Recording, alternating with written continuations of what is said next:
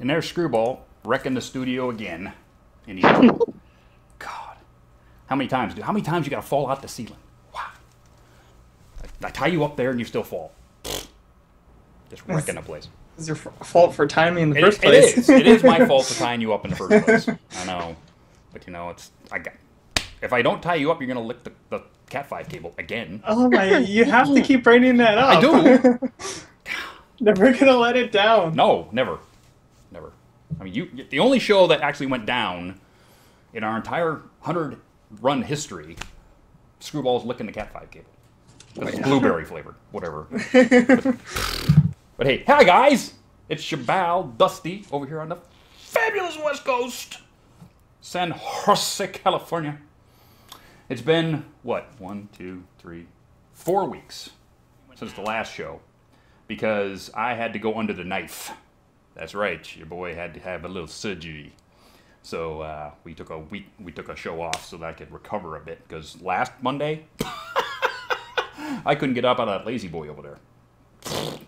And whatever they gave me to knock me out, wow, good stuff. But I'm better now, a bit anyway. Well, the doctor says I can't go back to work until June, so a little bit of time. But you know what? Patience was never my virtue. You guys know that. But here we are. We're back with a wonderful guest for you people. Wonderful guest who is not only new to Season 5 to MLP Generation 4, but you'll find out she's not new to My Little Pony, and that would be Kelly Sheridan. Kelly, how you doing? Hi! Hi! How are you doing? I'm great. How are you guys? We're doing awesome over here. Awesome. I'm super duper stoked to be here. Well, thank you very much for coming and everything, because dang, you know, the thing you did in the premiere was like, I'm looking at that going, whoa. This is for what? Little girls? What? I know. Really? I know. They wow. they really went for it, didn't they? Pushed the boundaries a bit. Yeah, they did. Yes, they did. And wonderful job, by the way, because when I was watching that episode, right, the two-parter, I was going, wow, I'm not sure that she's being malicious about it, but there's something driving her, but I'm not really sure what it is. Right? Yeah. There's something going on here. But maybe we'll talk about that later. But let's get right to it. We're going to have the first question. I'm going to bring back the first question. Everybody knows what the first question is, right? What? I don't. Well, I'm about to tell you. What are some of the cartoons and comics you enjoyed and watched as a kid or still enjoying to this day? Oh, there were lots, of course, because that was definitely a formative experience in my childhood. All kids watch lots of cartoons, but of course, watched lots and lots of cartoons. I loved anything Warner Brothers, of course, all the Looney Tunes and all that stuff, and a lot of the Hanna-Barbera stuff. I liked Flintstones and the Jetsons, all that jazz.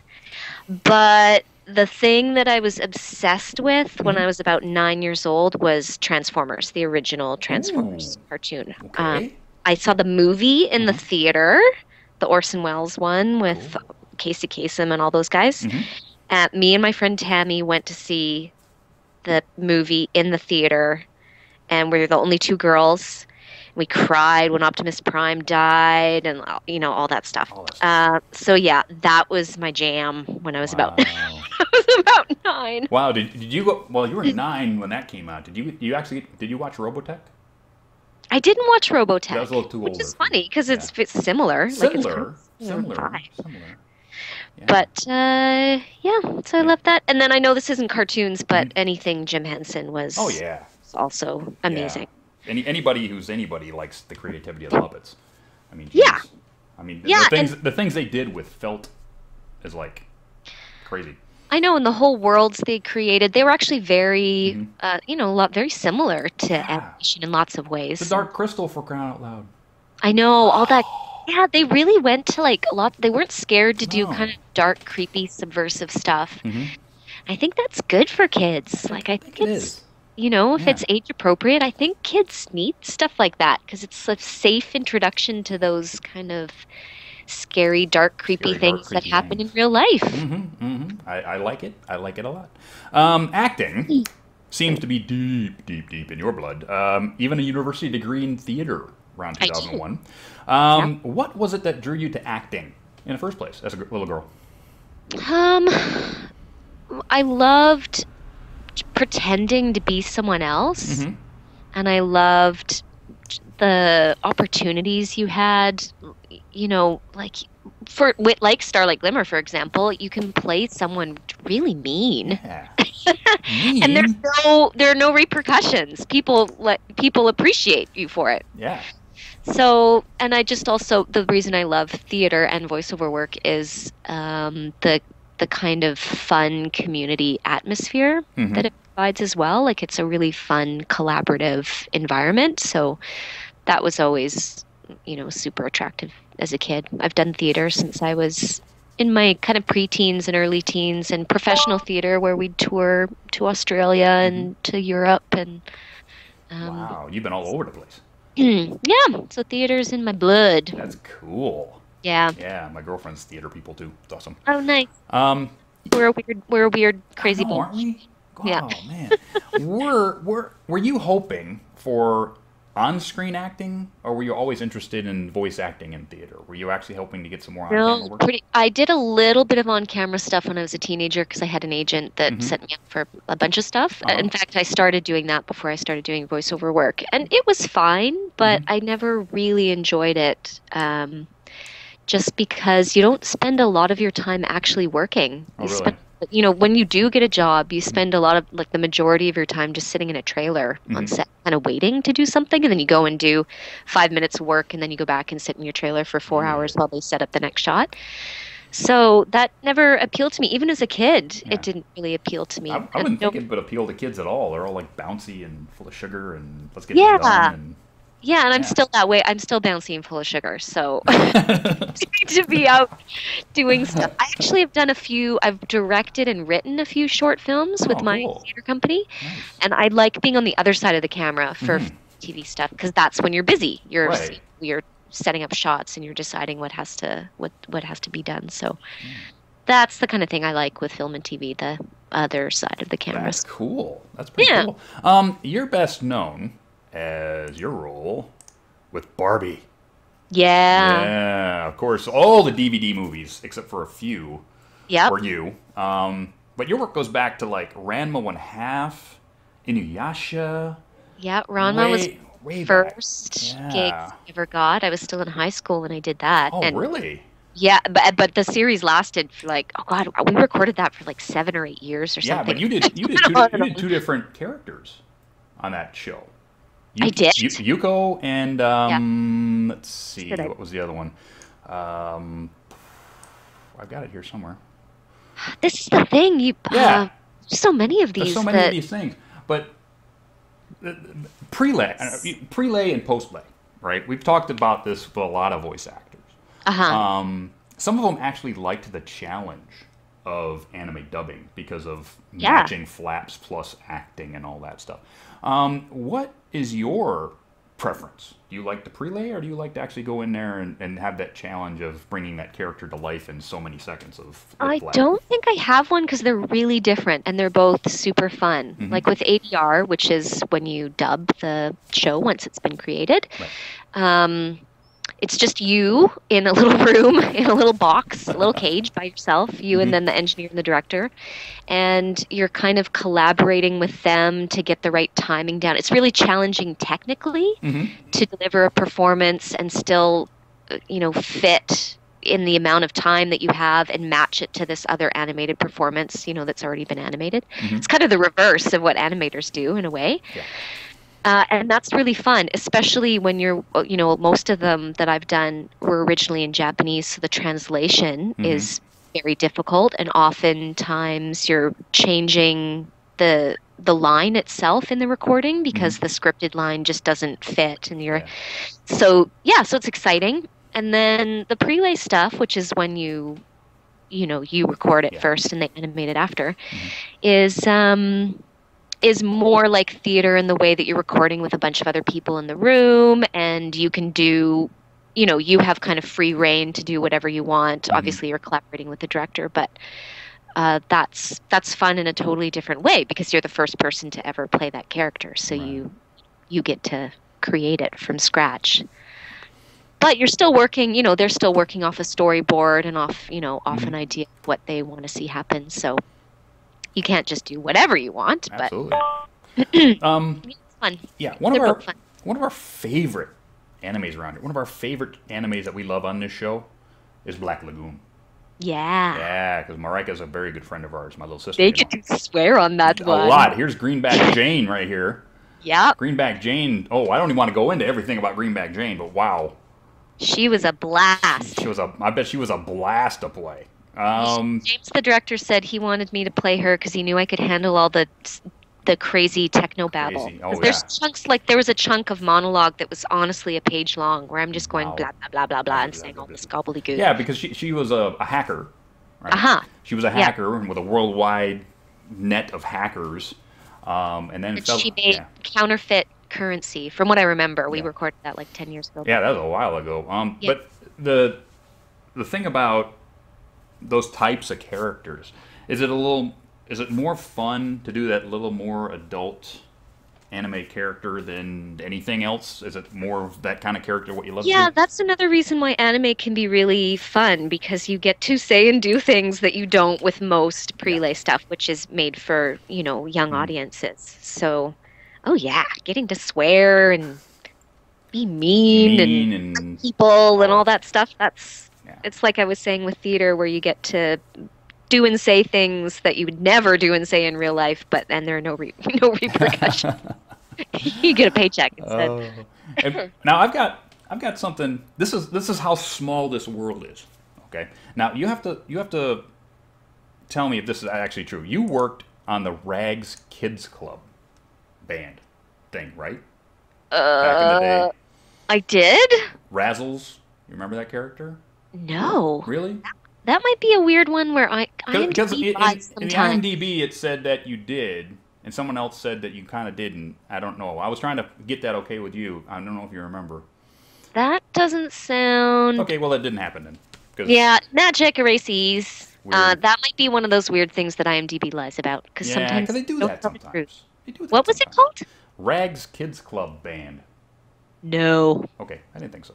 I just wanted to double check because one of my friends, like, actually, the thing came around to all the little, you know, state fairs and stuff, and he got hired to, like, be in the costume and play on stage in the heat and all kinds of stuff. I thought that was like a small world kind of thing.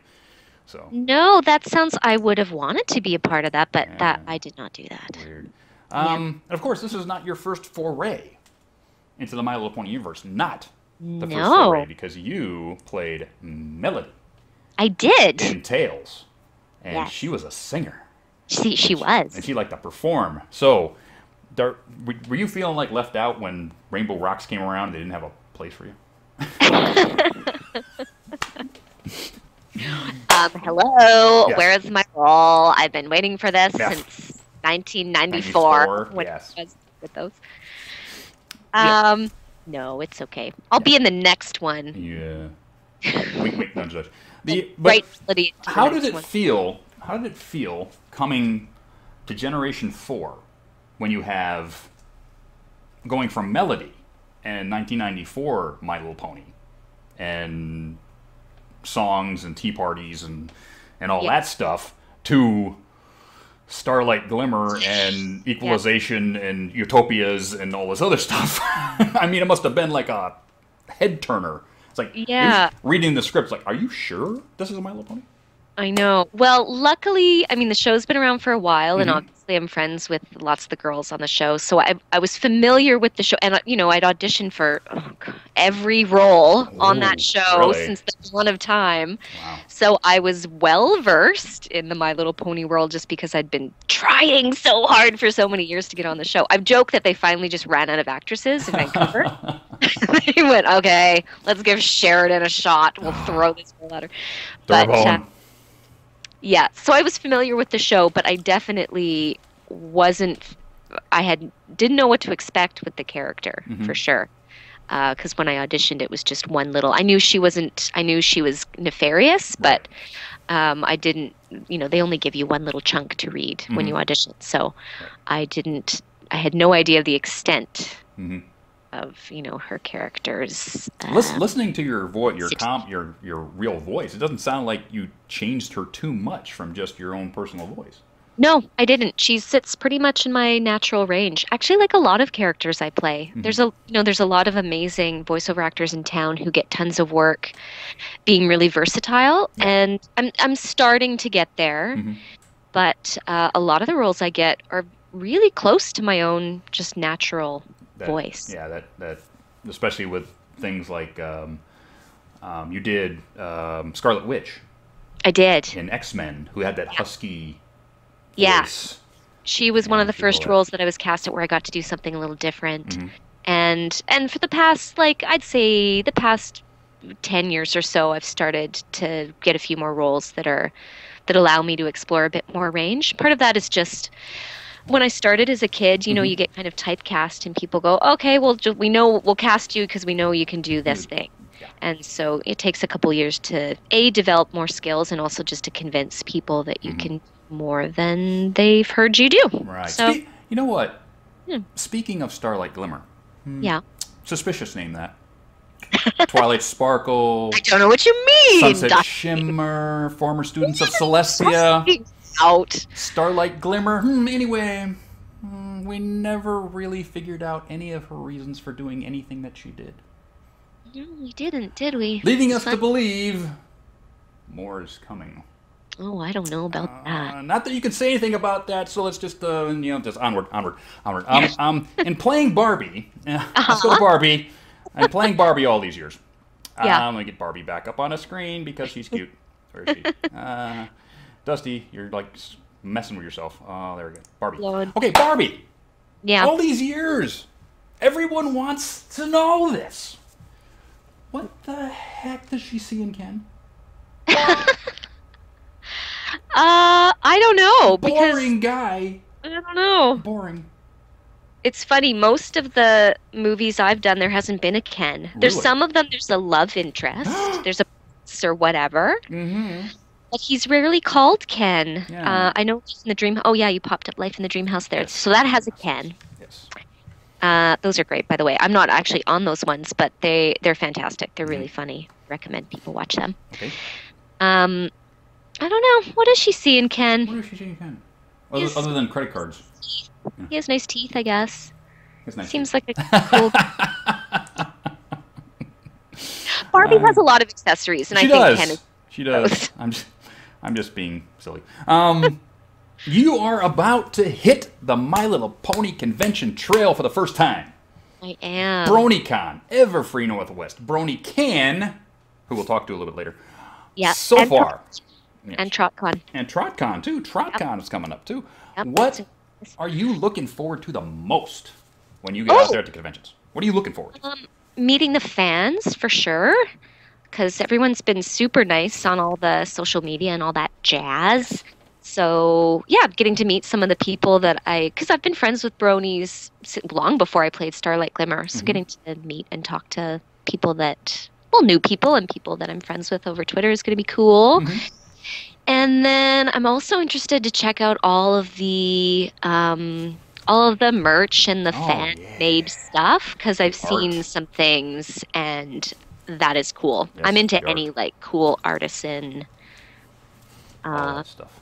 Yeah, fan geeky stuff. You're gonna flip. I mean, geez, check that out. There's Rainbow Dash, engraved cider glasses and Silver Slinger merch. Oh my god, and all of his things that I got. Crazy stuff.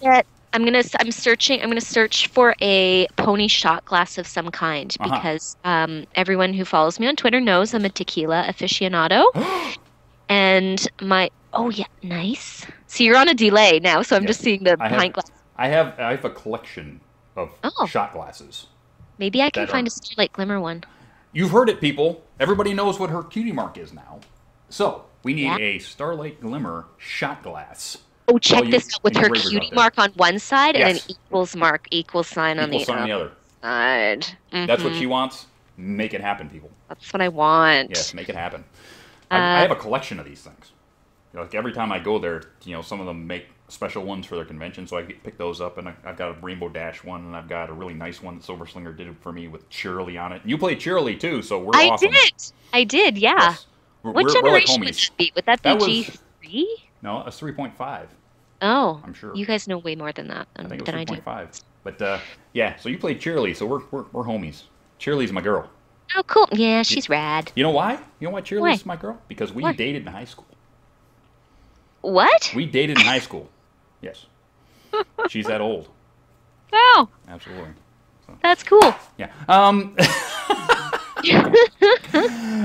If there's one form of acting or creative outlet that was really your passion, what would it be? One form of acting. Yeah. Or any other creative passion. Painting, drawing. Well, no, it would definitely be performance-based. Okay. I don't know. I'm really fickle. See, this is one of the reasons I'm an actor, is that I like doing something different all the time. Okay. So, this is the thing. When you ask me about favorite things, like when you asked me about cartoons I watched as a kid, I gave you 20 answers because I can never pick one thing. So I love Shakespeare, and I love crazy abstract modern theater, and I love cartoons, and I kind of love it all. Nice. But what character would you say was your very first quote hit character when they became popular? Maybe it would probably be MarineACU from Ranma. That would be one of the first ones that I started getting, fan mail. Long before the interwebs, when people sent actual mail. Mails. Yes, letters would come in the mail. That was probably one of the first ones, just because the fan base was, big enough to, and they were into it. They were into the original manga. And I collected Ranma 1/2 comic books. You did? I did, back in the day. I've got 20 or 30 of them right now. And did you watch the cartoon as well? Actually, where I grew up in Michigan, we didn't get the cartoon. Oh. So when I was growing up, we got Kimba the White Lion. Yes. And we got Speed Racer. Yes. And we got Battle of the Planets, which was, of course, Science Ninja Team Gatchaman redone. So all really, really early stuff that was mostly black and white just before it turned into color in Japan. And of course, Voltron. They do the freeze frame on the face. They're for 5 seconds, and then the background would just speed by over on a loop over and over again. And of course, Speed Racer's girlfriend, Trixie, was her name. All of a sudden, she'd just be this one shot of her with her hand up like this, going, "Ah!" That was it. That's one of the fun things about anime, is all the crazy just noises you have to make. That was fun. Hey, Screwball! Screwy! Where are you at, buddy? Screwy. Sorry, I had... What? He's lost in a sponge... Are you watching SpongeBob again? Yeah, he's in a SpongeBob cave. I've been going through a lot of episodes of SpongeBob. Nice. How you doing, buddy? I've been doing pretty good. Awesome. Great to see you again, because... Hi, Screwball. Hello. There he is. Got my buddy with me. Hey, you got any real quick questions for this girl from you? Oh my goodness, there's so many. Well, this one came up first. I'm just going to bring up Trish. Trish says, "This is Trish. I made Kelly's OC, just saying hi." That's one right here. That OC hi, Trish. Right is my OC up? It's up on the delay. It's up on the delay. It'll be right there right now. Look at how adorable that is. Adorbs. The most adorbs of all the adorables. Yes. Yeah. That was a super fun experience. That Trish, who's Nanook1234, I think, on Twitter. Yep. And she's done a lot of our t-shirt stuff. Yeah, and Jeremy, this is like a BronyCon thing. BronyCon offered to create my very own OC, and so it was her and Jeremy, who's their I think guest relations guy, super nice, and Laura, I believe, who helped her find a whole bunch of the color. We had this hour-long Skype chat where we designed my OC, and they asked me a bunch of questions, and just a minute, people. My mom's on the phone. Hi, Your mom's on the phone? Hi. I'm great, but I'm live on camera right now. Wow. Yeah, I'll call you in a little bit. Love you. Love Bye. you, Dusty's mom. Yes. Kelly says hi. Yes. That's my mom. That's so sweet. Yes. She did that to me. Get this. I got hired by a music festival to go to Seattle and talk about bronies, right? Uh-huh. I'm at the podium. I'm 5 minutes into my 15-minute thing and my phone goes off. And it's my mom in a room full of 500 people watching me talk about bronies. It's like, Mom? So do you She has answer the timing. phone when your mom calls no matter what? Absolutely. Absolutely. You always answer the phone when your mom calls. Always. That's the best. Or she starts to worry. You Or don't she want starts that. to worry. Yeah. Well, yeah, then she'll just keep calling. Just So keep calling. So I'm sorry to interrupt, but please go ahead. I don't even know what it was. Oh, my OC. OC. So yeah. Anyways, we had a good Skype chat with those three guys, and Trish designed it during that chat where she'd design a bunch of stuff, and then she'd send it in the chat, and I'd go, oh, I love that, and can we change this a little bit? And that's what. There she is at the end. Now, she of has that like a course. wrist thing on. Yeah, I was telling Trish I wear lots of bracelets. I wear lots okay. of like leather wrist bangles cuffy kind of things. things. Yeah. Cool. So we wanted to punk rock her up just a little bit. Yes. And so we added that, and then the paw print is well, I love animals, and also I had lost my little kitty cat. We had to say goodbye to her in January, so it's kind of an homage to her. Yay. Well, there you go. Yeah. That's cool. I bet you're sort of like your special talent is veterinary assistant, so you help Fluttershy. Yeah, her and Fluttershy are buddies. There you go. Yeah. Absolutely cool. Yeah. So with that, what I'm going to do now is I'm going to get up Skype here, and we're going to pull in a couple of people that we are going to be guests there. We're going to talk conventions right now, but we're going to convention spotlight right now with Brony Can. Let me get a couple of people here in the. And I'm going to add these people to our group call. Shine the spotlight. Yes. Ducky. So I'm going to get my names up here. And Tabitha Hughes, who's the convention chair. And, of course, Christy Bush, who is guest relations. So as soon as they answer their phone, we're going to get them in here. Are they there? Maybe they're talking to their moms. Maybe. Maybe. They said they're there. Hello. Talk to me. Answer it. Should I run on down to their place and just knock on the door? You should. Knock, knock. What, are they in the same building? I don't know. That would be kind of freaky. It would be crazy. Yes, it would. It is possible, though. It is in the realm of It possibilities. is in the realm. Yep. They aren't answering right now. Why? Why are you not answering? Oh, actually, Sometimes this happens. Kelly, did you It's go live. to that? Did you go to that marathon run that they had? I think it was yesterday. I didn't. I was driving back from Squamish yesterday, so we drove. We were driving through downtown after it was already done. Oh, Saw all the peeps with their, they had the shiny silver blankets, and everyone was looking dazed and limpy and yeah, exhausted. Yeah, you Absolutely. can see that everywhere afterwards. I think they've picked up. Hey! I picked up. Yay! My count. Hi guys. How you doing? I'm good. Awesome. I had a typical Monday, so I'm finally here. Typical Monday, yay! So who am I speaking with? This is Rabbitosaur, aka Christy, aka Christy. Guest Relations. Christy, guest relations for Yay! Brony Can. Welcome to the program. Brony can is best can. Best can. And unless it's a can of cider, then that's better.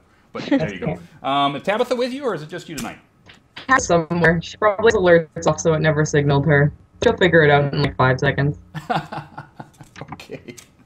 I'll message her. Anyway, people from Brony Can. So, what's going on here? She doesn't see the call. Oop, I'm going to add her to the group call. There we go. And here she comes. Add Tabitha to the call. Hello, Tabby. Sorry about that. No, no big Tabitha deal. We has got a joined the call. Big phone call going now. Thanks for coming to the program. No problem. Sorry about that. No worries, no worries. I haven't done a big group call for the program in a while, so it's probably my own fault. There you go. I'm going to take all of that. So, Brony Can, we're just going to go over it a little bit, and then we'll talk about it. Brony Can, August 21st to 23rd, Richmond, BC, Canada, which is right around the corner from that Vancouver place. And let's see, we have Tabitha, con chair, Christy, guest relations, and their guests in this lineup Peter New, Brenda Critchlow, we love Brenda around here, Rebecca Sochette, Ellen Kennedy, who's the Maniac, this is her first delve into the MLP fandom, if I remember correctly, Kelly, of course, who's with us tonight, and Marika and Vincent, so good friends of the program. But not only that, because they're there in that Vancouver place, they're going to get some DHX talent for you guys. And that's Laura Bufano, I believe is how you say her name. She's one of the artists there. Fernanda Ribeiro, and she's a color artist. Cora Kosica, I believe. Character design, and Charmaine Verhagen, designer. And of course, Rebecca Dart. We've had Rebecca Dart before. She's a wonderful person, art director and character design. So all those people are going to be there. Tell us more about it, guys. Well, I guess this year we're going with a theme that is called World's Fair. So we're going with more of a worldly approach to it. Like we're modeling it after the Expo 86 here in Vancouver. It was very iconic for the city. It brought a lot of like things like the SkyTrain and some of the more iconic things for Vancouver. Cool. So we figured we'd pay homage to the city that we, of course, are host in. So yeah, we're hoping to have a lot more people from around the world. Like we have a couple of Australians coming, we have some people from the United States, so we're hoping to keep this like one big world happy family for this year. Well, that is awesome. I've seen on your website that you have this running story going on, where there might be some evil going or something. Yeah, we tend to keep a running comic each year. Last year we had the theme with our changeling invasion, and at the end of our theme, if anybody was at the closing ceremonies for Brony one of our princesses was stolen. Oh no! So this year we have to go find her, and this plays into our theme for this year, where due to the princess's rescue, we announced the World's Fair in honor of her return. So well, that's cool. And if I remember correctly, that's Princess Poutine. Yes, Poutine is missing. Best princess. Yeah, Princess Poutine is best princess, yes. Because I had poutine when I was up there in May with my good friend Mr. Dobson. He introduced me to the good poutine. I'm going, whoa, wow, I would be fat if I lived up here. Dang. It is the best, especially when there's pulled pork on top. I know. Oh, yes, like, forget it. Out of town. Yeah, it's awesome. Stuff. So, of course, you're going to have, of course, great big dealers hall. All these great people with panels and signings and all that stuff, and of course Ellen Kennedy's never been anywhere before, so if you want to meet her, she played the Maniac, awesome character there. She's also going to play an unannounced character in season 5. An unannounced character in season 5? I don't know how big of a role it is, but we just heard that. And hopefully it'll be out before August, so that we'll know what she did. Who knows? We don't know. Kelly don't know. Kelly's got those things. I don't know. I have no idea. I know what character it is. I'm not telling anybody. Yeah, exactly. You trying to get me in trouble with Hasbro? I'm trying to get myself in trouble. I've been in trouble with Hasbro enough times. Fighting. But yeah, we're looking forward to having a lot of new guests this year, and of course new people to the convention scene. Yeah. Yeah, we're just happy to have be so close to all the talent, and it's just awe-inspiring. Especially some of our artists on our team get to meet some of the DHX staff and the voice staff when they're downtown and when they're going to school and stuff like that. So it's really great that these people get to interact with their up-and-coming talents. Oh, that's great. Any specials going on for signing up or anything like that going? I think if you keep your ear to the ground, there might be some deals coming up. Ooh, but deals are coming up. Yes, but do note our Alicorn passes are now available for sale. Okay. They include awesome things like the VIP dinner with a con chair at Andrea Libben's favorite restaurant, Shanghai River. You get basically one of everything in the con store, some exclusives, and I think there's some plushies in there too. Wow, that's huge. Woo. How much does that one go for? That goes for $1,000. Okay.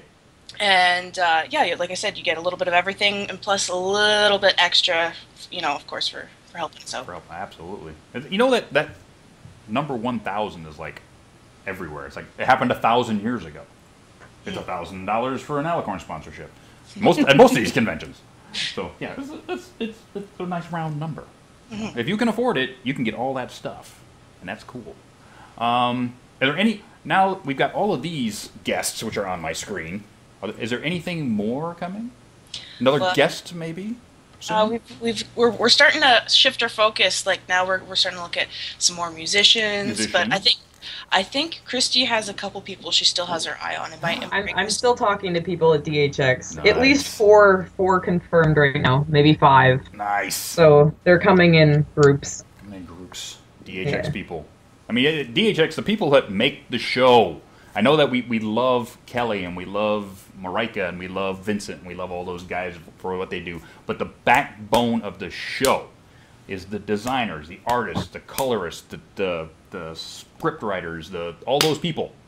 Yeah, if I can just say, we go in, us voiceover actors go in for 4 hours tops to record an episode. Those guys spend months just working tiny little details and they're amazing. Yes. So I wish I could get Big Jim, and I wish I could get Decent, and I wish I could get half these people at DHX, which Hasbro won't let me have. Oh yeah. Straight up, I sent a letter to Hasbro direct and said, "Dude, why not?" And they said, "Oh no, we can't." Oh man. Big Jim wants to come on the show, and I can't have him. It's like, yeah, they're pretty under wraps. I know. They know lots of. They know lots of secrets. They think I'm gonna bring him here, strap him to my lazy boy, and ply him with shrimp and steak and a sauna and all that to try and get some juicy deep. I would, but you know. I saw a tweet from Charmaine actually, and some of her first character designs were up on the latest episode. Aha! And awesome. I think she mentioned the pony judges in the background in particular. Yes, she did. Those were good. I'll have to keep an eye on them. She's You know what? They missed a beautiful opportunity on that one episode. Beautiful opportunity to do Blondie, Angel Eyes, and Tuco. But they didn't do it. I'm sort of disappointed. Maybe you'll have to have a talk with them at the convention. Might have to talk to them at the convention. You know, just come up. Yeah. Interrogate them. A hoof full of bits and a few bits more. Yes, we need that. We need those posters. I would buy them in a heartbeat. Well, that's cool.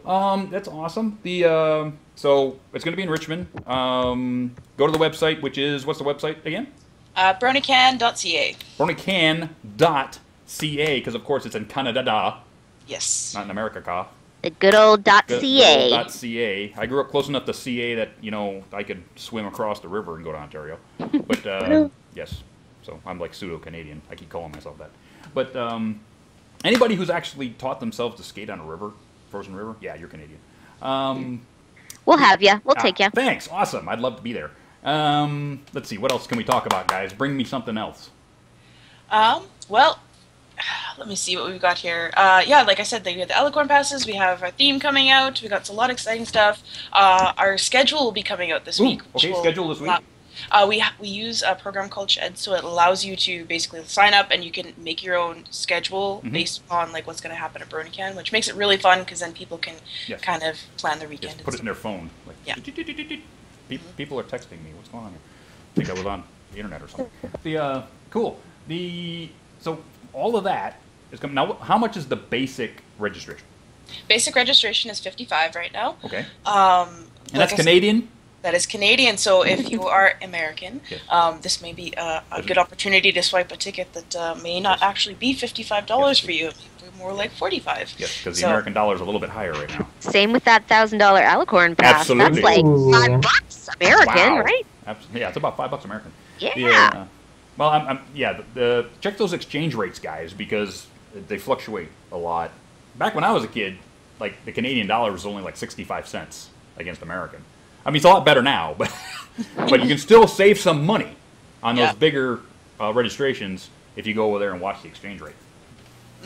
Definitely, and also hopefully if the dollar holds, even the whole trip coming up, if you're planning on flying or anything like that, the hotel stay is all going to be definitely cheaper comparable to the American dollar. Absolutely. So yeah, lots of food in and around that hotel. We have Shanghai River, which is Andrea Lipman's favorite restaurant. We also have Greek restaurants. We have, of course, Carver's and Sealy's, which are the two restaurants in the hotel. I love Carver's. Sealy's is my favorite. They have, if you want to go for poutine, that's the place to go. I'm a chef IRL, and it's such a good place to go eat. And they have Magner's cider on tap, which is my favorite cider.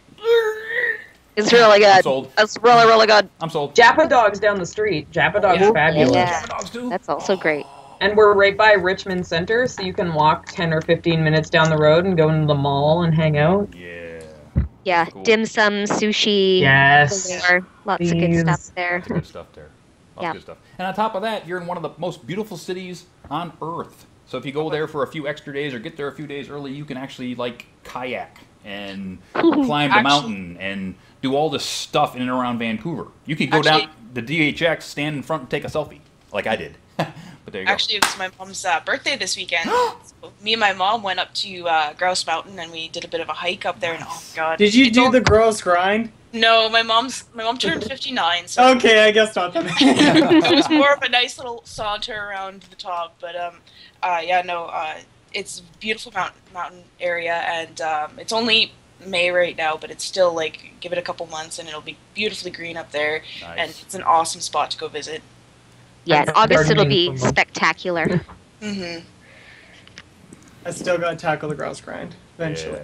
That's our BronyCan team building activity. Actually, is usually we take all of our local staffers up there and send them up the mountain, and some make it up there, and some half don't show up ever again. Yeah. For your listeners who don't know, the grouse grind is basically a straight uphill climb up a mountain. Yes. It's like straight up, so you're walking upstairs for however long it takes you to get up there. I've done it in about 45 minutes, but it depends on. Some people run it, which is just bananas. Well, next time I come up there, Screwy. Next time I come up there, Screwy, you're taking me. Yes, you got to. You got to. Absolutely. This is what Canadians do for fun. You know what, gang? Thanks a lot for coming, but we got to move on. All right. So we got some stuff we got to get done. So I want to thank you guys for coming up and taking some time out of your busy day to talk about your wonderful convention, because someday I'm going to make it there. Someday. Over the rainbow. Yeah, when I don't work on the weekends, which I do. But from that point, thank you very much for coming. We'll talk about your convention all summer long. If you have any updates, make sure you give us a jingle, and we'll make sure to let everybody know. Right. Thank you so much. Bye, ladies. I'll see you in August. We'll see you soon. Thank you. See ya. See ya. And that was Tabitha and, of course, Christy. I'm a dum-dum. They were jerks, weren't they? They were. God, oh, man. Yeah, those Canadians, I Those swear. Canadians. I know. They we're never so apologize for anything. Never. Love you guys. I really wish I was independently wealthy and I could go to all these things. But, man, I would love to be up there for that. And with that, we're going to go straight over to charity work. It's charity time. So, on our last show, which was episode 100, we just went charity gonzo. I've got all kinds of stuff here. And we raised $710 for UNICEF, Kenyan Relief. That was with Carowinds matching funds. $710. So we did a wonderful job on that. Thank you, everybody. I've got like 7 prizes. Look at this, seven prizes we need to give away right now. So I got a hat right here, full of names, and we're gonna bore Kelly for a little bit because we need to. Sorry about it. So the first thing is the Japan PonyCon prize pack. Japan PonyCon was yesterday or today, depending on what hemisphere you were in. It just ended like hours ago, but that was their Monday, which they're going to. I don't know. But anyway, yes, just ended. So the Japan PonyCon prize pack, which is, of course, a lanyard with Japan PonyCon on it, a set of breakdownable chopsticks with Japan PonyCon on it, a tea towel with Japan PonyCon, the flyer, which is beautiful artwork. Hey, look at this thing. Very nice. And, of course, the 24-month calendar with all that cute Japanese art. September 2014 to October 2016 calendar, and a set of Golden Gates Twilight Sparkle Secret Ship folder cards, which were given away at BabsCon, and they're on the floor now. But there you go. So all of that goes to this person, which I'm going to draw right here. So first person to win is, oh, hey, Sugar Heart. Sugar Heart wins the Japan Pony Prize Pack. Suguru Hatu! You win that, baby. She's a wonderful, wonderful friend of ours. Girlfriend of Tyler. So here we go. Number two. Kathy Westluck signed ping pong paddle. Used the ping pong battles at BabsCon right here. So that, we're going to dig. Who gets that one? Justin HXC. Justin HXC. You get the ping pong paddle. Now, if anybody is here and wins something, please send me an email to dusty@manlysbrony.com so that I can get your mailing address and we can get these out as fast as possible. Third, Princess Celestia collection book by GM Barrow, hardcover. Awesome little book right here. So, I hear it's a good read. It's a good read. I've read it. It's good stuff. So we're going to dig in here. And this one. That would be Minnie Applejack. Minnie, hey, haven't seen you in a while. Minnie Applejack. You win the book. Right there, Minnie Applejack. So we're going to tape that on there. There's so many names here, I have to tape them to this thing so I don't get them lost. Make sure the right prizes go to the right people. Now, cool one. That jacket, the Brony Chef jacket, signed on the shoulder by Daniel Ingram. Oh. Right there. That has been donated to you by the Brony Chef who was here right after That's a good one. That's a good one, so I'm going to dig in here. This one. It's Kelly Sheridan! Nathan Kraft. There's a K in there. Nathan Kraft. You win that, buddy. So Nathan, you win a K for Kraft? K for Kraft. Nathan Kraft. Oh, like Kraft dinner? Like Kraft dinner, buddy. Yeah. Oh, goodness. I'm hungry now. That works with the chef theme. Yes, it does, Yeah, it does. doesn't it? So, and now our sponsor t-shirt, which is the Discord t-shirt. We're going to get your name to Little's Toy Company, our sponsor, Little's Toy Company. And they are going to get you a copy of this shirt in your size. So I'm going to get your name to them. They're going to ship it straight from them. So we're going to grab this name in here. This one. Leon Chen. Leon Chen. You win the t-shirt. And we'll get your name to them, and they will ship you out the shirt. So I take that down there. That's super cool. That just popped up on my Yeah, that's a super cool shirt, feed isn't it? there. Yeah. Okay. Nice. Now, two more to go. Two more to go. Here we go. Get that shirt. Too many things on my desk. Here we go. We're gonna... Now, these beautiful picture discs, which were put out by Hot Topic, Magical Friendship Tour, Princess Luna variant, and Princess Celestia variant, signed by Daniel Ingram and Stephen Andrews, both of them. I have a pair of these on my wall, but they aren't signed. Yours will be. So those go to... Kelly Sheridan! Kelly Sheridan! No, Waveform. Oh. Waveform. Good Waveform. program. Yay, Waveform. You get one this time. So, Ooh. Yes. Take that one right there. Now, the very last piece de resistance prize. This beautiful wood carving of Sonata Dusk, signed by her voice actress Marijke Hendrikse, saying it's Taco Tuesday in the Taco Tuesday pose. But not only that, not only do you get this beautiful plaque carved by one Spike Firemain, but you also get what's in this folder right here. This is now in my hand. What could this be? He said, reach in there and find it. Oh, well, you know what this is? This is a gift card for a taco. At Taco Bell. Yes. Oh, so that's awesome. You get the gift card for Taco Bell on top of that. So, last prize. I think Mariko really wanted me to have that, so it's probably going to be my name, right? Yeah. I don't know. Did you give $5 to our charity? Oh, right. I had to donate. You had to in order donate. to get that. You had to donate. Oh, shoot. Oh, shoot. Well, one right here. Here we go. Phoenix Core. Phoenix Core, friend of the program. You, my buddy, get that.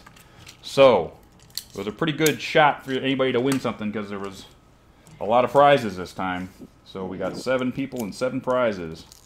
So, Sugarheart, Justin, Minnie Applejack, Nathan Kraft, Leon Chen, Waveform, and Phoenix Core.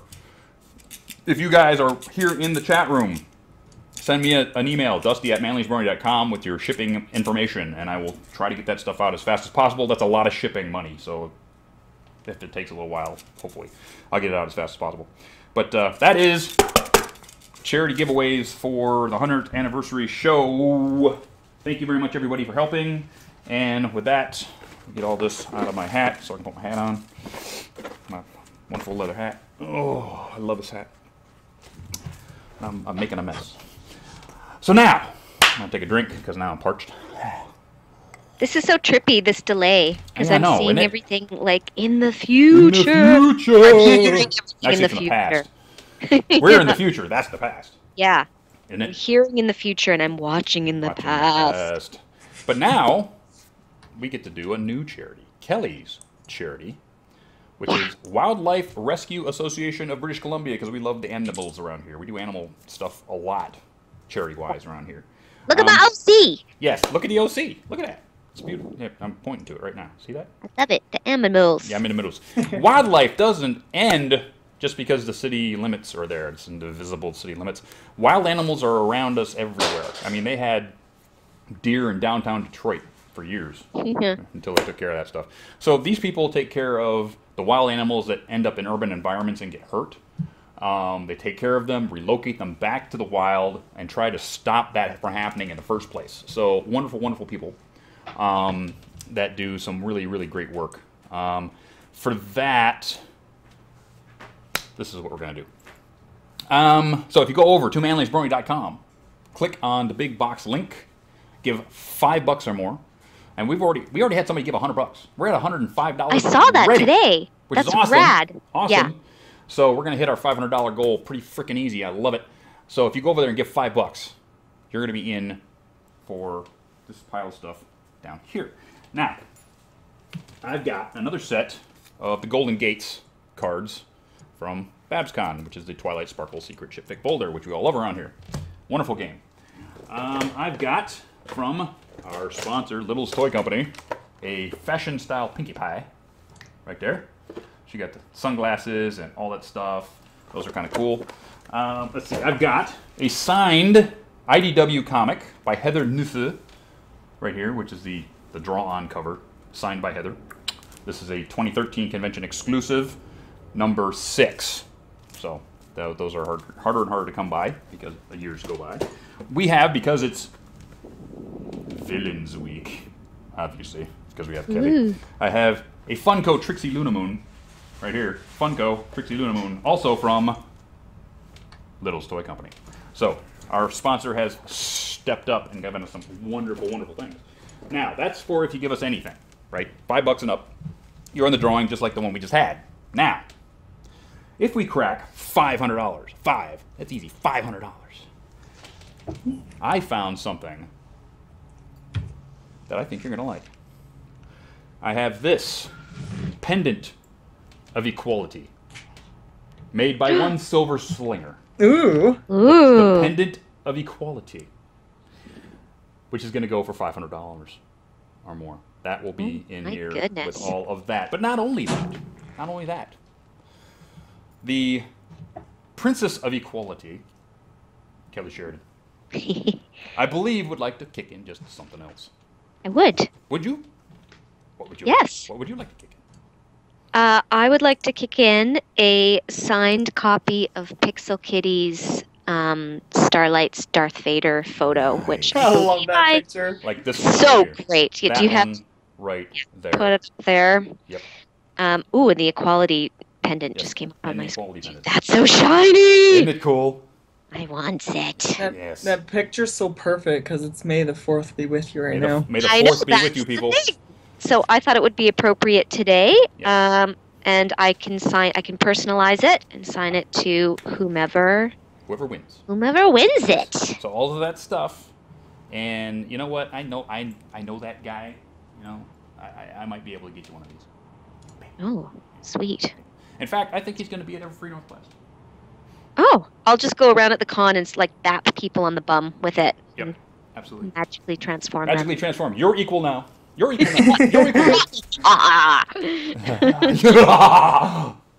Yeah. That's awesome. Okay, no, wait. Okay, you know what we're going to do right now? Evil laugh off. Oh. Evil laugh off. Okay? Yeah, okay, I got to work on my lower register here. Work on a lower register. Okay. First one's first. Screwball, you're first. Go. What? Evil laugh, buddy. Go. Not bad. Not bad. That hurts. Jeez. Okay, Kelly, go. Okay, wait. Ha, ha, ha,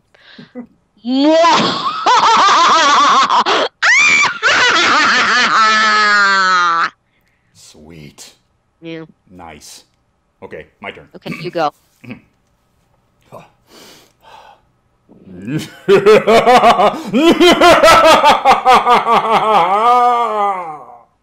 Oh, see, Dusty's got the baritone. Yes, I know. It's hard to beat the That's baritone. good for that. I tried to put a witch cackle in there. You just did. so It was awesome. You know, sometimes awesome. you gotta go high. Yes. You know, the only thing we really need from, you know, let's back. You know what we need from you? We need What? we need a quiet. Yes. that trumps an evil laugh. That trumps an evil laugh every time. Well, you have to say. I have to interrupt Okay. you. All right. And girls, don't you know that the magic of friendship? Wow. Okay. I think I just heard a flock of birds leave. I love it. I love it. So, you know what time it is, Screwy? I think I know. It's questions. It's question time. It's time Took to me, get all it took those me a people. bit to actually pick that up. Sorry to interrupt, but Yeah, before go we go to questions, can I just say one more quick thing about You may go. It's your show. You go do whatever you like. association? Yes. Now that I've quieted all of you, Yes. Quiet. Shh. there were obviously lots of animal charities to choose from, but the Yes. reason I chose Wildlife Rescue is that Vancouver has a lot of coastline. Oh, yeah. And recently, on I believe it was April 8th, we had a cargo ship dump a whole bunch of spill a whole bunch of fuel into the Burrard Inlet, which is basically, if anyone knows Vancouver, that's what surrounds Stanley Park. It's in our backyard. It's basically in my backyard. It's right there. Yeah, see it from almost anywhere in Vancouver. It's a huge body of water. And they spilled over 2,700 liters of oil, that is in gallons, and it traveled down 40 kilometers of shoreline. And so Wildlife Rescue plays a big part in cleaning up the shoreline, in rescuing shorebirds that are covered in horrible, gooky, nasty stick oil, and all the other animals that are affected, including barnacles and mussels that are at the bottom of the food chain. Then, of course, all the other animals eat those, and it's really awful and horrible. So they really need an extra boost this month. They're 80% volunteer run, and they're just a fantastic organization. And I felt like they really needed it this month because of this horrible oil spill that everyone was dealing with that was basically just right outside my door. We're going to give them a big boost. A 2-week boost. So We send get going. Absolutely. Anyway. Anywho. Yay. Hey, Screwy. Yes? It's your turn. Okay. So I'll bring in this one first because I just have to. So this one is from Spike Farmane. He's known for those amazing wood carvings. This guy. Makes these Yeah. things. Yes. You'll see in a sec, Kelly. But question for you, Kelly, is he worded it a bit off. Which character, Starlight, Glimmer, or Sango from Inuyasha, would you like as a carving? Oh, is this an actual... This is an actual, you get a carving. Oh my goodness. You get a carving, and you get a carving, and you get a carving. You get a carving. How do I choose? How do I choose? Oh, I think they would both be amazing. I would be happy with whatever muse strikes him. I'd be happy, honestly, I'd be happy with either of them. I've seen his stuff and it's amazing. I think we go Glimmer. Yeah? I think we go Okay, Glimmer. well, it's Dusty's choice then. It's his show. Yes. Let's go for Starlight. We'll go Glimmer. Yeah. You know what? What? Don't do Glimmer. Do her. Do my OC? Do the OC. Ooh. Do the OC Fantastic. right there. Yeah. In fact, why don't you and Nanook collaborate and have her and her kitty. Do her and her kitty. I know there's a picture of her and her kitty. Yeah, Nanook Did a drawing. did a of little her and the drawing kitty. of me. I sent her a picture of my cat, and Yeah. she did a picture of my OC and So why my don't you cat. guys get together and get this OC and her kitty? Oh, that makes me happy. Wouldn't that be cool? Yeah. There you go. I And live I to know please. Fire can pull it off. He's Yeah. an amazing carving He's amazing. artist. Amazing. Yeah, that'd be sweet. I want it. You're challenged. I need it. Do it. Next. Let's see. Yeah. Fudge cakes. Oh, so this one is from Pony8985. Question is, what place do you think is the best to go for an animation voice acting demo? Ooh. Well, I only know the ones in Vancouver. I had mine done at Coco Studios, which is awesome. There's a guy there named Wes who did my demo, and actually another guy named Chris that did my other demo, because I have a couple made. They're great there, but actually any of the professional sound studios in Vancouver are really great for demo work. Any of the ones that regularly record voiceover stuff, they're all really good. But I would recommend working with someone first. A lot of the VAs in town have classes and workshops. Work with someone first to develop your demo and figure out what you're going to do before you go into the studio to record it. Yes, because it costs money to be there, but exactly. If you don't know what you're going to do, minutes are ticking away, and that's all money. Totally. So you want to have all your ducks lined up in a row and all of your voices. Have a script, ducks lined up in a row. And get a little bit of direction and all that. An hour stuff. of studio time is what? Oh, it can start at like $250 and then go up from there. Yeah. And then they edit it, of course, also after for you. So, yeah, they're all great. But Coco did. So this one is from Trailblaze. To all, what do you like to do in your free time, if you get any? I like to hang out outside. I live right by the beach, and Vancouver, as we've discussed, is beautiful. It's very temperate as well, so you can do stuff outside year-round. I like to go to the beach and ride my bike, and I love to travel, and I love to play board games. I really love long, complicated German board games with millions of pieces and games that take like 5 hours and like puzzle pieces and that sort of thing. I do love puzzles, which is a separate thing. But the games I'm talking about, probably some of you bronies are going to know what I'm talking about. Like obviously the classic like Settlers and that stuff. Oh, Settlers is so good.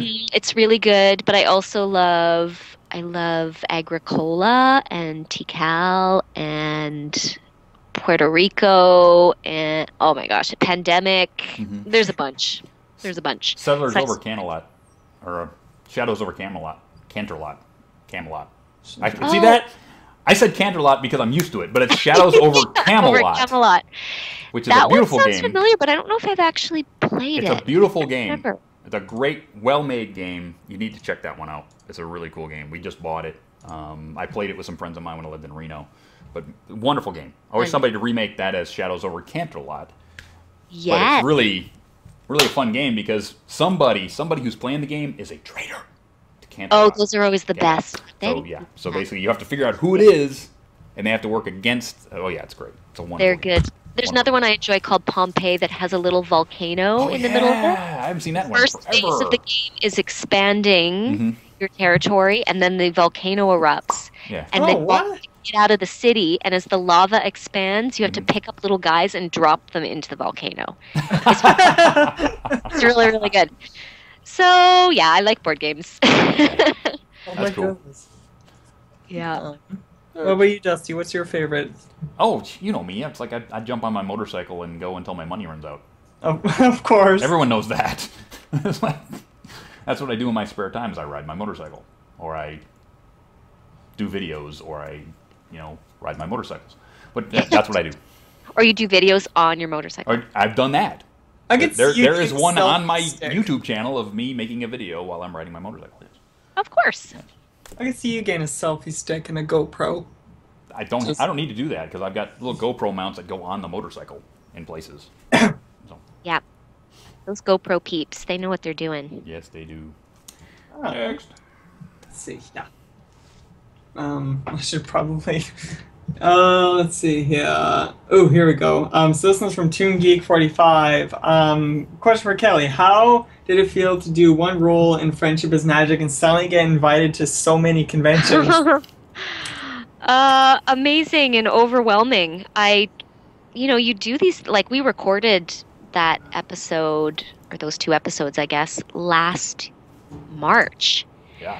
So you do them, and then it's over a year before anyone sees it. Mm-hmm. So I had no idea how people would respond, and I told my agent. He said, "Oh, you're going to get invited to cons. Just steel yourself." And I said, "Well, we'll see what happens, and let's do one, and then see how that goes." And 4 offers came in basically within a week.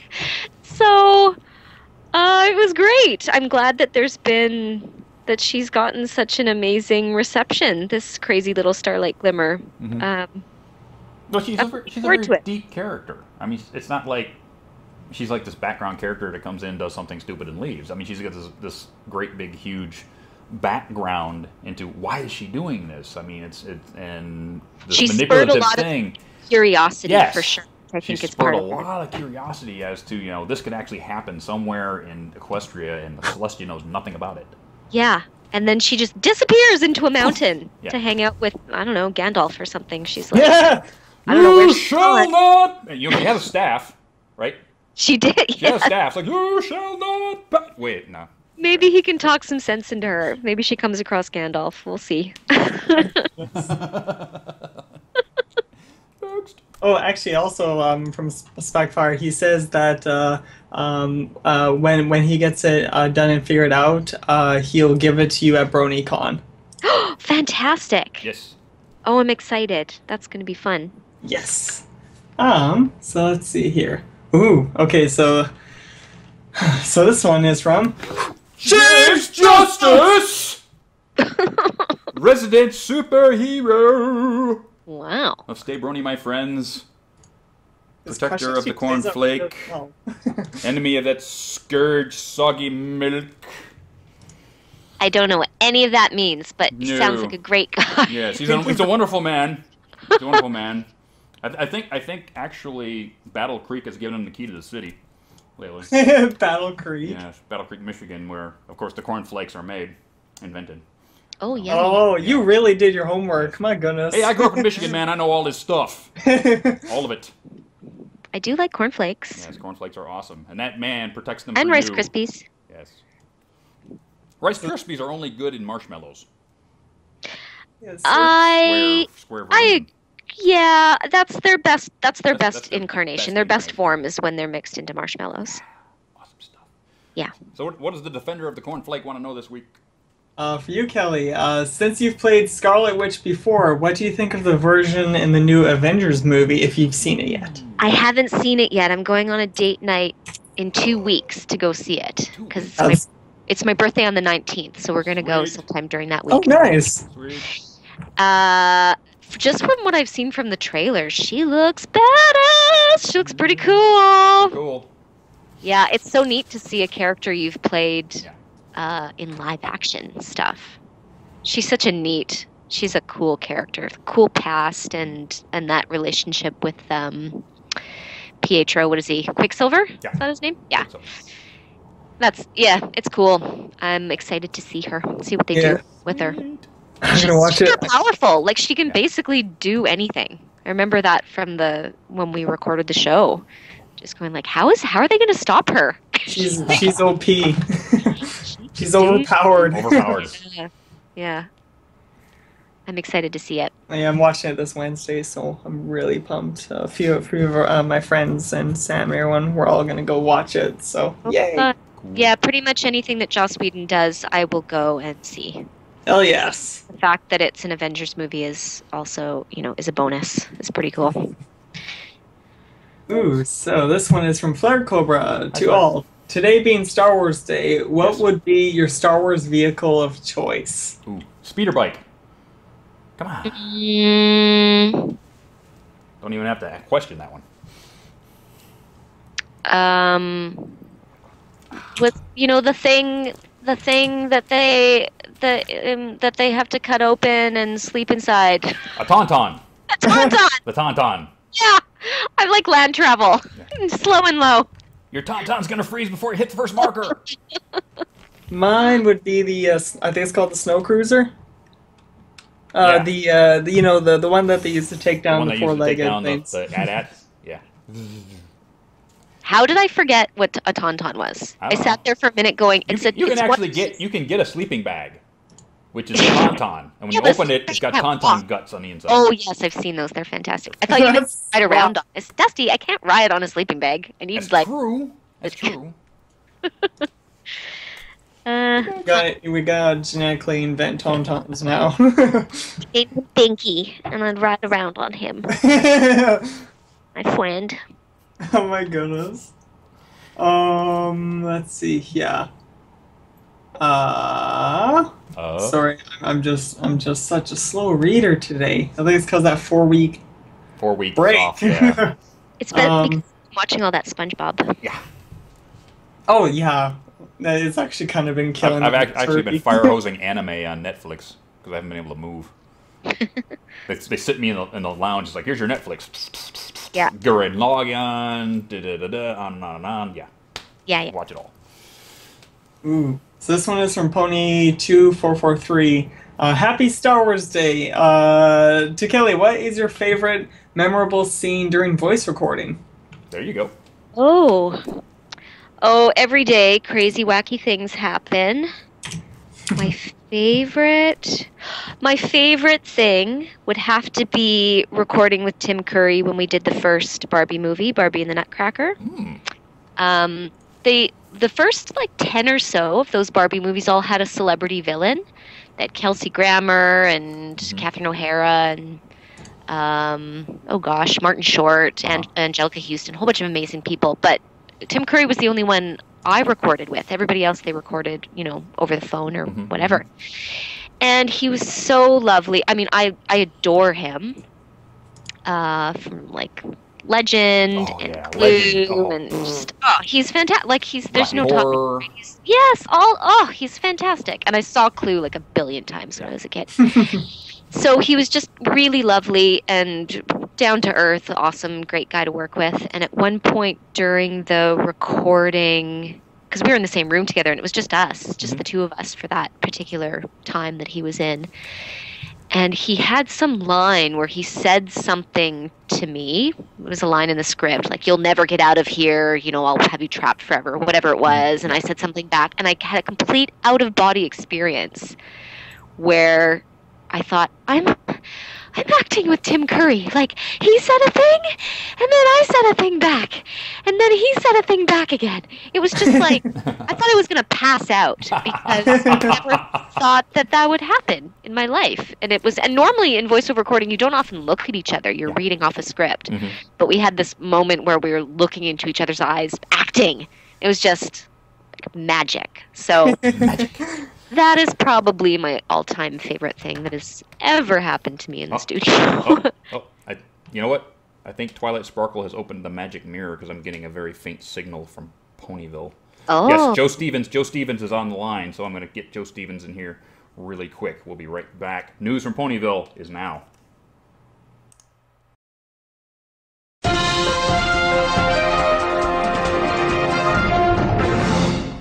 Thank you, Dustykatt. This just in. Twilight Sparkle is selling her Friendship Rainbow Kingdom castle. Apparently, after witnessing her treehouse library and collection of Doctor Who memorabilia be completely destroyed by Tarek, Twilight has had to move into her new castle home. In addition to being unable to replace a limited edition David Tennant poster, Twilight has found the castle not to her liking. There's only one bathroom, the throne room is covered in ants, there's a burning duck in the ceiling, and she discovered a literal skeleton in one of the closets. It was just cinnamon twists, though, so it didn't bother her too much. Plus, it's just really hard to fit Friendship Rainbow Kingdom Castle on the address line of Twilight's driver's license. They had to issue her a special one and replace her passport, and that's annoying. The castle's presence in Ponyville has also raised property values exponentially, making the taxes on the surrounding area so high that many ponies have been forced to move to a lower-cost neighborhood. Taxes, maintenance, and a new insurance policy to repair the castle if Discord turns it into a lemon have become so high that Twilight can no longer keep up on her payments. Unfortunately, Twilight is unable to sell the property. A subclause in the gem-shaped case Twilight unlocked to release her rainbow power and all evil that ever befell mankind, keeping hope in the box, forced Twilight into a variable APR subpar mortgage. Thankfully, Princess Celestia has decided to bail out Twilight. Unfortunately, the bailout funds did not make it in time to prevent a foreclosure on the castle. The castle has been sold at auction, and Twilight had to move. So sad. Princess Twilight is now forced to live in the Friendship Rainbow Kingdom Funtime Happiness Celebration Citadel, now for sale at toy stores nationwide, batteries not included. I'm Joe Stevens, and this has been a news brief from the Equestrian Inquirer. Back to you, Dustykatt.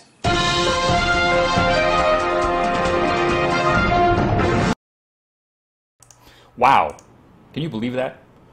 The Friendship Magic Castle has been foreclosed on, sold at auction. I just don't believe it. I don't believe it at all. Crazy town. It's crazy talk. I'll buy it. And Celestia couldn't come through with the bailout fast enough? Are you kidding me? The Royal Camelot Treasury has billions of bits. It's Hasbro. Hasbro wants to sell more toys. It's probably because she donated them all to Wildlife Rescue Association. Probably. But you know what? They're going to blow that castle up so they can build another one next to it and sell you more toys. Telling you, that's Hasbro for you. And we've got a little bit of time left. Come on, Screwball, give me some more. Okay, let's see here. So this is from Pink Pearl for Dusty. Yes. Pearl, she's moving out soon, and she wants to know what's it like to live with roommates. It can be either incredibly awesome, or it can be incredibly awkward. It depends. If they're very, very good friends of yours, it's much better to move in with friends because then you can pretty much put up with each other. Actually, I'd have to disagree on that. I don't know. Well, you know what? I've moved in with, when I went to college with a friend of mine from high school, but we really didn't know each other, and it was kind of awkward to learn certain things about each other while we went through that first semester. But later in life, I've moved in with my friends, like Sheridan and some of the guys, and we get along fairly well. Yes, we butt heads every now and then, but everybody does. The thing you have to do as a good roommate is try to see things from your roommate's point of view, and then you make up your mind. Because if it's only you, me, I, then you're not going to be a really good roommate to live with, and people are going to not want to live with you. So you have to think about what other people have to go through and what they're thinking and all that stuff before you make up your mind and start yelling at people.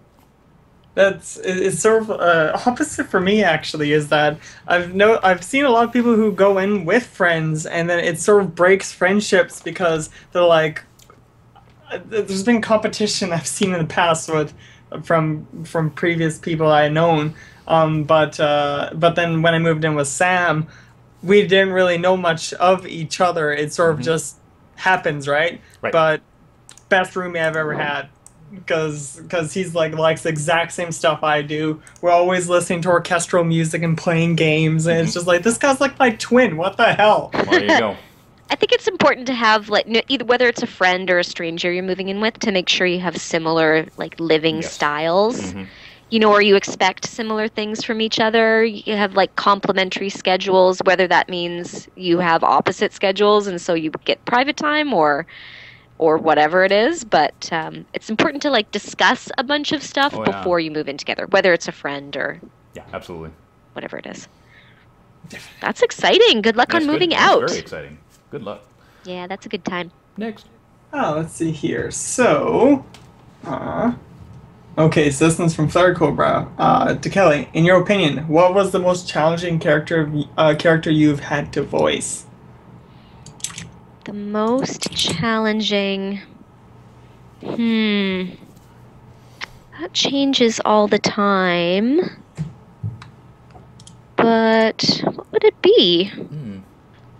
There's been a lot of characters. Well, I'd say Starlight Glimmer was pretty tricky. She wasn't, the most challenging, but she was pretty tricky in that the way I was directed in the session, they really didn't want... almost no hint of the kind of sinister stuff to come. Up to the point where she locks them up. They really wanted her to just be... Play it straight. Yeah, super pleasant and sincere. Completely believed in it. Yeah, and they wanted, and so I think when I saw the animation, it made sense because there were a few little things that came through in the animation with like an eyebrow raise or whatever it was. But I went in with lots of like hinting at her not being such a nice pony to to come, but they pulled all of that right back. And then they wanted me to go really far with the mean baddie badness. Yeah, when she got caught. Yes. With her fingers in the cutie mark jar. Yeah, they just said more screamy, like turn it up. They really wanted her to go for it. So, so that was fun. It was like a really fun challenge. I'm glad that I got pushed in that way, but she was tricky. That's cool. Actually, this question kind of comes into that perspective. This one's from Seo-san. Kelly, how much influence do you have on the text that's spoken? Is there a way to adopt them the way you think it might sound better, or no? It depends on the show. Some people really love lots of ad-lib and lots of improv in the session. Oftentimes Barbie recordings are like that, where if you think of a joke or a different way to say the line, they're super into it. With My Little Pony, it's pretty much as written. Sometimes there might be like a typo or a grammar thing that we discuss, or accidentally the word hands is snuck in there and they realize they have to change it to hooves or something like that. But for the most part, I mean, the writing's so good. For the most part, I just do it as written. Nice. Awesome. Yeah. You always ask permission before you ask to change something. You don't. Yeah. Yes. Just goosey. Yeah. So this one's from EQ. EQF Azrael. Okay. I know I said that wrong, but question is, what is your favorite voiceover you have done, regardless of show? My favorite. See, this is the problem with asking me favorite things. I have 50 answers. One of the things I've done recently that I really love is a show called Pirate Express, which just started airing on Teletoon here in Canada. Okay. I think they're working on American distribution as well, but I'm not sure kind of quite what the deal is there. And I got to play a wee pirate lass named Marie Celeste on that show, and it's just like a crazy, funny, goofy show. That was a really fun one, with like just one of those things that was a really fun, silly atmosphere. And I just thought of another one because I'm such a huge Joss Whedon fan. I did a Marvel Knights motion comic a couple of years ago. That's right. For his X-Men run that he did, and I got to play Hisako on that one. So being able to perform lines that Joss Whedon had written. That was pretty amazing. That's pretty cool. That was high on the list. And the script was verbatim from the comic, but also the stage directions in the script were his notes to the illustrator. So it's a script that no one's ever seen before. So we got sent this thing with like notes of how he wanted the panels to look and blah, blah, blah. So just being able to read that was like, squeak. Cool. Yeah. So that was another great one. But you know, Screwy. Uh-huh. You know what time it is? Oh, it's that time. It's that time again.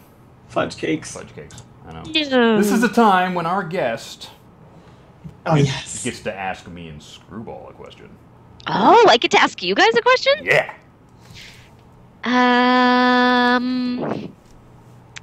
There's lots of mean questions I could ask. Absolutely. I think I'm going to ask you guys... No, here's a good one. Okay. If you could pick...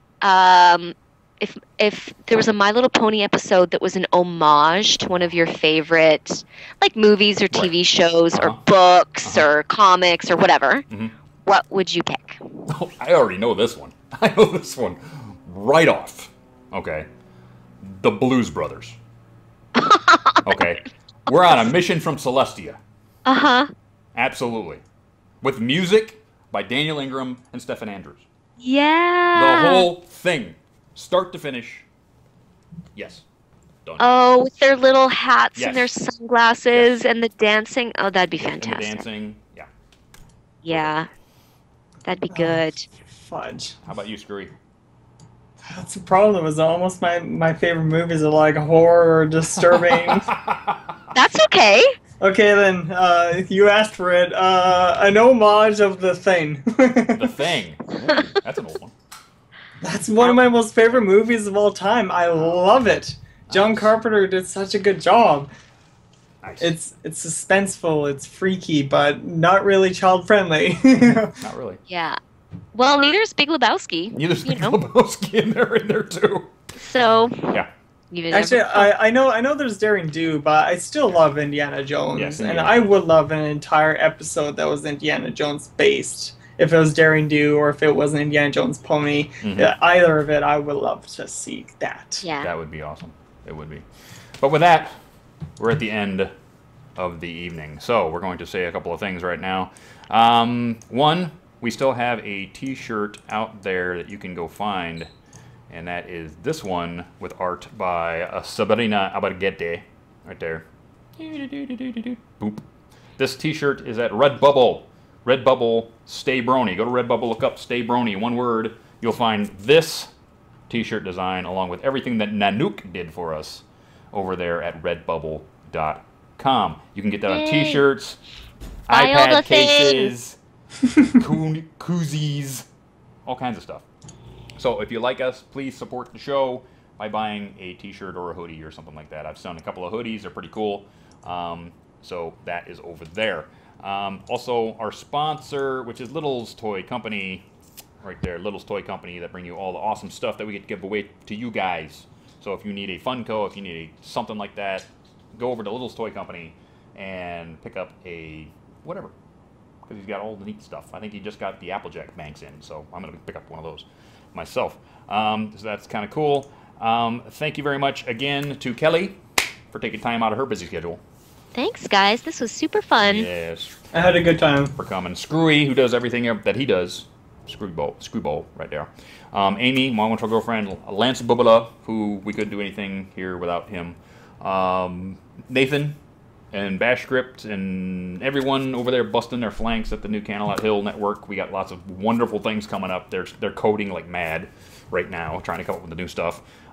Everybody working on MLP Friendship is Magic right now, trying to get us this wonderful 5th season and the 6th season, which I'm sure they're producing right now because the 5th season is almost done in production. So 6th season is starting. Wink, wink, nudge, nudge. So everybody who's working on that, from the writers to the voice actors to the script people to the people who draw it, people who color it, people who animate it, everybody, DHX, upper management, everybody who's working on that, thank you so much for giving us such a wonderful show to geek over, because it's just wonderful. Thanks for giving me a job. Absolutely. Yes, absolutely. We love giving you a job. Our next guest, Screwball. Guess. Our next guest. I don't know if I can cheat. I'm gonna see if I can cheat. I don't know if you can cheat. I don't think I can cheat. Is the calendar gone still? Yeah. For fudge cakes. I have no idea. Our next guest is Blue. Queen Blue, yes, our wonderful MC for the Hoof Wrestling Battle. Blue. Oh, yes. Cosplayer extraordinaire. We're going to talk cosplay all evening long. Next show in 2 weeks, cosplay. I might even break out Commander Easy Glider so you guys can see him. So, with that, we're out. Thank you again very much, Kel. Bye, everybody. Bye, everybody. Bye-bye. Bye-bye. And we'll see you in 2 weeks. Don't miss it. Woohoo! Outro. Bye.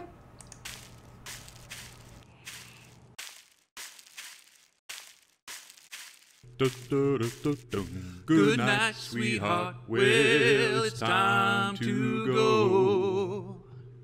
Good night, sweetheart. Well, it's time to go. We hate to leave you, but we'll be back soon. Good night, sweetheart.